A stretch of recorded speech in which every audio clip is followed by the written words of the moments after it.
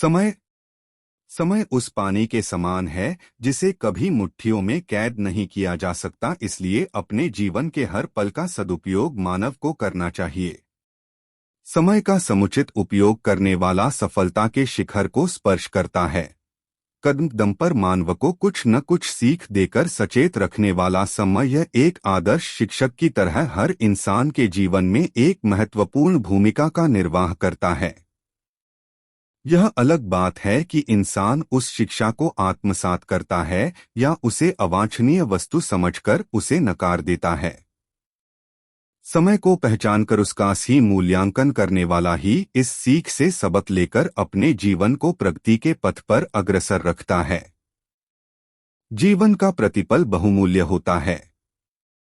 समय की सही कीमत तो वह योद्धा ही समझ सकता है जिसने एक पल की चूक के कारण सीने पर आघात खाया हो। एक पल की सी कीमत तो वह परीक्षार्थी ही समझ सकता है जो एक पल की देरी के कारण अपने जीवन की महत्वपूर्ण परीक्षा से वंचित रह गया हो। समय में समस्या है तो समाधान भी हैं। वस्तुतः समय में सामर्थ्य भी है और संभावना भी। यदि मनुष्य ने समय के संकेतों को समझ लिया तो उसकी दिशा स्वतः सुधर जाएगी और वह निर्विघ्न रूप से प्रगति के विशाल प्रांगण में पहुंचेगा ही। समय मोम के समान होता है जिसे मनुष्य अपने कर्मों की गर्मी से पिघलाकर अपने आदर्श के अनुरूप परिवर्तित कर सकता है।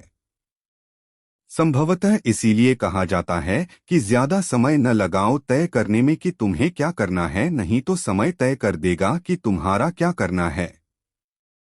स्पष्टतः कह सकते हैं कि समय दिखाई नहीं देता पर दिखा बहुत कुछ जाता है। कहा जाता है कि लोहे को उसकी जंग ही नष्ट करती है और पत्थर सदैव स्वयं के भार के कारण जल में डूबता है। स्पष्टतः ज्यादा बोझ लेकर चलने वाले अक्सर डूब जाते हैं, फिर चाहे वह अभिमान का हो या सामान का।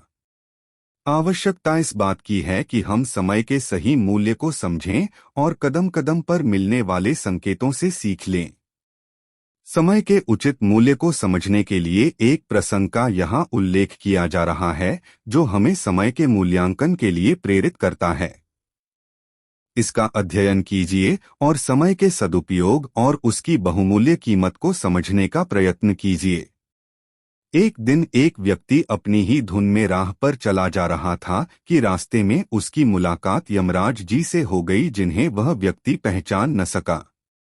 यमराज जी ने उस व्यक्ति से पीने के लिए पानी की इच्छा प्रकट की। उस व्यक्ति ने व्यर्थ में समय बिताए बिना पीने के लिए उन्हें पानी दिया। यमराज जी ने पानी पीकर उस व्यक्ति से कहा, श्रीमन, मैं यमराज हूँ और धरा पर आपके प्राण लेने आया हूँ, लेकिन आपने मुझे जल प्रदान कर मेरी प्यास का निराकरण किया है, जिसके लिए मैं आभारी हूँ। इसलिए मैं आपको अपनी किस्मत परिवर्तित करने का एक अवसर प्रदान करना चाहता हूँ। अपना परिचय देते हुए यमराज जी ने उस व्यक्ति के समक्ष अपनी भावनाओं को प्रस्तुत करते हुए उसको एक डायरी देकर कहा, श्रीमन, आपके पास मात्र 5 मिनट का समय है। इस डायरी पर आप जो भी लिखेंगे वही होगा, किंतु यहाँ विशेष ध्यान देने योग्य बात यह है कि आपके पास डायरी देखने और उस पर अपनी इच्छा लिखने के लिए बस 5 मिनट का ही समय है।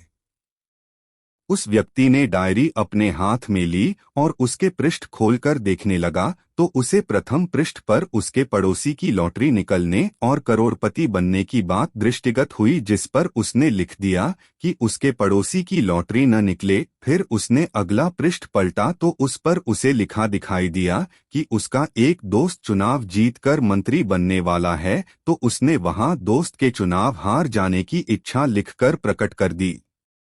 वह व्यक्ति इसी प्रकार पृष्ठ पलटता रहा और उन पर अपने मन के अनुसार कुछ न कुछ लिखता रहा।